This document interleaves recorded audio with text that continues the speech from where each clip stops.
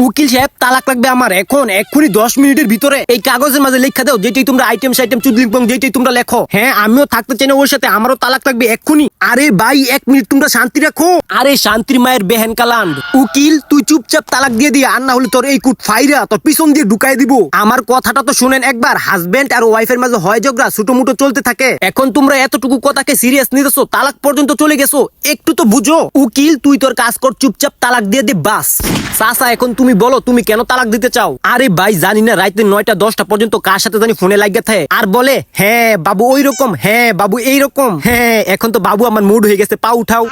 এই জন্য লাগবো আমার তালাক, আমার পছন্দ না এইসব। আচ্ছা আর চাচি তোমার কেন লাগবো তালাক? সামান ছুটু উকিল সাহেব এইলার পুরা খারিবের পরেও এতটুকু দেখা যায়, এখন বলেন কি করবো আমি এইলার? হ্যাঁ এর থেকে বড় তো আমার ঠোঁটের লিপস্টিক। ওই মাগির ঘরের মাগি, উকিলের সামনে তুই আমাকে অপমান করছস।